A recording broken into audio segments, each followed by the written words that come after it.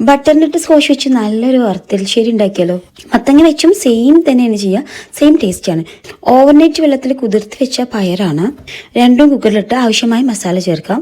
1 teaspoon മഞ്ഞൾപ്പൊടി, 2 teaspoon Kashmiri chilli, 1.5 teaspoon ഉപ്പ്, 1/2 glass വെള്ളം.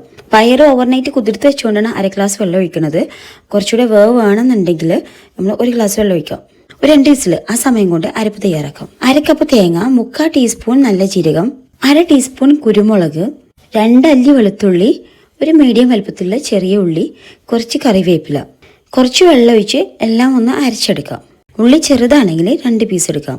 ഏകദേശം ഈ പരുവത്തിലാണ് അരച്ചെടുക്കേണ്ടത്. മത്തനും പയറും നന്നായിട്ട് വന്നിട്ടുണ്ട്.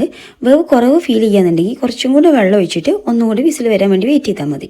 നന്നായി ഒന്ന് മിക്സ് ചെയ്ത് ഗ്യാസ് ഓൺ ചെയ്ത് അരപ്പ് കുക്കറിലേക്ക് ഒഴിച്ച് ഒന്നുകൂടെ നന്നായി മിക്സ് ചെയ്ത് ഒന്ന് ചൂടാണ് വരെ ഒന്ന് വെയിറ്റ് ചെയ്യാം. ഏകദേശം ഈ ഒരു പരുവത്തിലാണ് കിട്ടുക. ടേസ്റ്റ് ഒന്ന് ബാലൻസ് ചെയ്യാൻ വേണ്ടിയിട്ട് ഒരു ചെറിയ പീസ് ശർക്കര കൂടി ചേർത്ത് കൊടുക്കാം. ഇതിലേക്ക് കുറച്ച് തേങ്ങ കൂടി വറുത്ത് മിക്സ് ചെയ്താൽ സംഗതി സെറ്റ്. പാൻ ചൂടാക്കി അതിലേക്ക് 3 ടേബിൾ സ്പൂൺ വെളിച്ചെണ്ണ, 1/4 ടീസ്പൂൺ കടുക്, കുറച്ച് കറിവേപ്പില, വറ്റൽമുളക്, ഒരു 1/4 കപ്പ് തേങ്ങ എല്ലാം കൂടെ നന്നായിട്ട് മിക്സ് ചെയ്യണം. കൈ വെക്കാതെ ഇളക്കിക്കൊണ്ടിരിക്കണം, എന്നാലാണ് കരിഞ്ഞു പോകാതെ പാകത്തിന് തേങ്ങ വറുത്തെടുക്കാൻ പറ്റുള്ളൂ. ഒരു ഏകദേശം ഈ ഒരു ഗോൾഡൻ കളർ ആകുമ്പോഴേക്കും നമുക്കത് ഏകദേശം ആയി തുടങ്ങിയിട്ടുണ്ട്. തീ നന്നായി കുറച്ച് വെച്ച് കുറച്ച് ടൈമും കൂടി നിന്നാൽ ഏകദേശം ഈ ഒരു കളറായിട്ട് വരും. അതിലേക്ക് നമ്മൾ കുക്ക് ചെയ്ത് വെച്ചിട്ടുള്ള എലിശ്ശേരി കൂട്ട് ഒഴിക്കാം. ഇതൊരിക്കലും ഒരാളും ബട്ടർനട്ടാണെന്ന് മനസ്സിലാക്കിയേ ഇല്ല.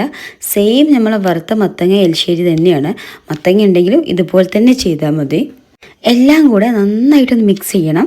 അതിനുശേഷം ഒരു 2 മിനിറ്റ് ഒന്ന് മൂടി വെച്ച് ആവി കയറ്റിയാൽ നമ്മൾ അടിപൊളി ബട്ടർനട്ട്